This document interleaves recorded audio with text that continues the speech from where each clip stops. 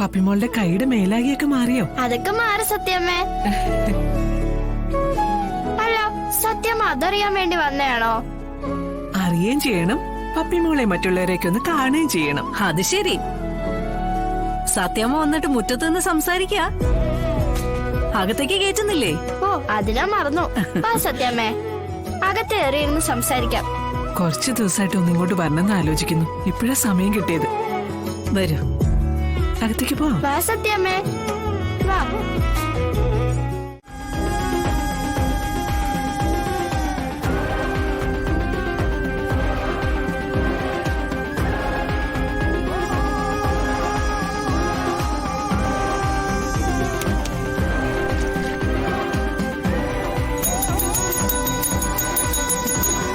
അനു, അനു, ഇതെന്താ അനു? അനുവിനെ ഞാൻ എന്തിനാ ഇവിടെ നിർത്തിയിരിക്കുന്നത്? മാഡം, അത് പിന്നെ ചോദിക്കാതെയും പറയാതെയും എന്തിനാ ആളുകളെ അകത്തേക്ക് കയറ്റിവിടുന്നേ? ഇത് കളക്ടറുടെ ക്യാബിനാ. ഇവിടെ ഒരാൾ കയറി വരുന്നതിന് കൃത്യമായിട്ട് അനുവാദം വാങ്ങിച്ചിരിക്കണം. ഇത് ചന്തയല്ല, തോന്നുന്ന പോലെ എല്ലാവർക്കും കയറി ഇറങ്ങാനായിട്ട്. അതെ അതെ അതെ, എന്നോട് എന്തെങ്കിലും പറയാണ്ടെങ്കിൽ എന്നോട് പറയണം, അല്ലാതെ വെറുതെ കൊച്ചിനോട് ചൂടായിട്ട് കാര്യമില്ല കേട്ടാ. അനു, പോയിക്കോ. ഇത് ഞങ്ങൾ ഭാര്യയും ഭർത്താവും തമ്മിലുള്ള പ്രശ്നം. അനു പോയിക്കോ, പൊക്കോ. അനു, അല്ല മാഡം പറയാതെ. മേഡത്തിന്റെ കെട്ടിയോനായി പറയുന്നേ. അനു പോയിക്കോ. ഒരാളും അനുവിന് ഒന്നും പറയാൻ പോകുന്നില്ല. ചെല്ല്.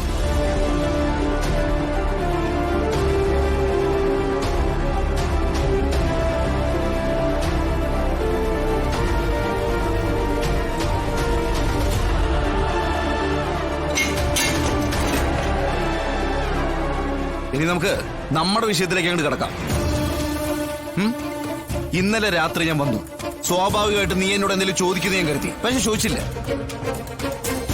ഇന്നും നീ എന്നോടൊന്നും ചോദിച്ചില്ല. തനിക്കെന്താ എന്നോടൊന്നും ചോദിക്കാനില്ലേ? ഇല്ല, എന്നോട് കാര്യങ്ങളൊന്നും പറയാതെയും തന്നിഷ്ടത്തിന് ഓരോ കാര്യങ്ങൾ ചെയ്യുകയും ചെയ്യുന്ന ഒരാളോട് ഞാൻ എന്ത് ചോദിക്കാനാ? ചോദിച്ചാൽ തന്നെ സത്യസന്ധമായി ഉത്തരം പറയില്ലല്ലോ.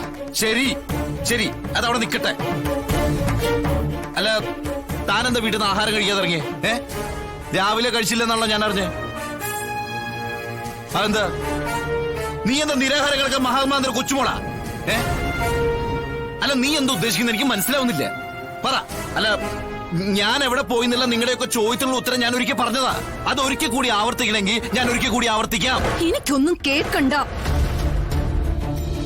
ഒരു നുണയും എന്നെ ആരും പറഞ്ഞു ബോധ്യപ്പെടുത്താനും വരണ്ട.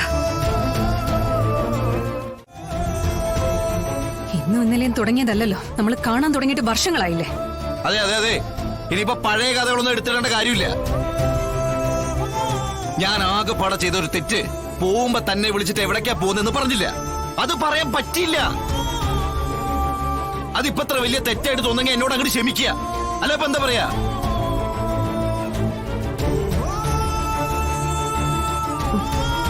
അപ്പോ എവിടെ പോയതാണെന്നാ പറഞ്ഞേ? ശിവകാശിയില്. ഇത് ഞാൻ വന്നപ്പോട്ട് തന്നോട് പറയുന്നല്ലേ. ആ ശരി, വിശ്വസിച്ചു.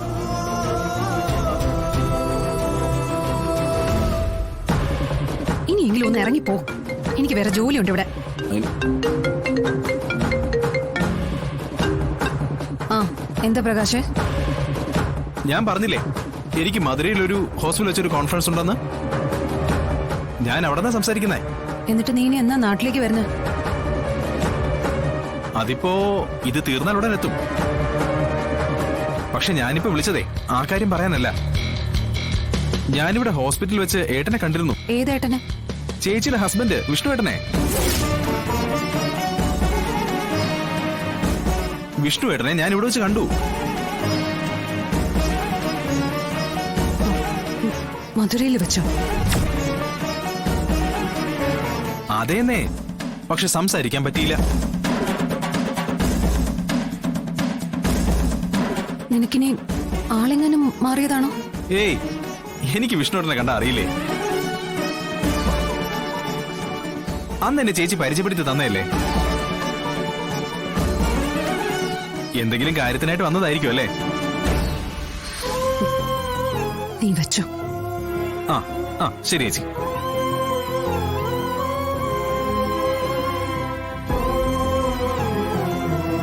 വിഷ്ണുവേട്ടൻ എവിടേക്കാ പോയെന്ന് പറഞ്ഞ്? ശിവകാശിയിലേക്ക് അല്ലേ? അതിനെന്താ വലിയ സംശയമുണ്ടോ? മധുരയാണോ ശിവകാശി? എന്ത്? മധുരയിലാണോ ശിവകാശി എന്ന സ്ഥലമൊന്ന്? താനെന്തൊക്കെ പറയുന്ന രണ്ട് സ്ഥലമല്ലേ? അത് തന്നെയാ ഞാനും ചോദിക്കുന്നത്. ശിവകാശിയിൽ പോകുന്നു എന്ന് പറഞ്ഞിട്ട് വിഷ്ണുവേട്ടൻ എന്തിനു മധുരയ്ക്ക് പോയി? ഞാൻ മധുരൊന്നും പോയിട്ടില്ല. ആരാ പറഞ്ഞ ഈ പച്ചക്കള്ളമൊക്കെ? വിളിച്ചതേ പ്രകാശ. വിഷ്ണുവേട്ടനെ മധുരയിലുള്ള ഹോസ്പിറ്റലിൽ വെച്ച് അവൻ കണ്ടുവന്നു.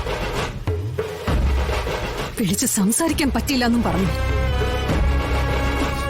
പറ, നിങ്ങൾ എന്തിനാ ഇങ്ങനെ കള്ളം പറയുന്നേ? ദേ, സത്യം പറ. ആ രേഷ്മയും കൊണ്ടല്ലേ നിങ്ങൾ പോയത്?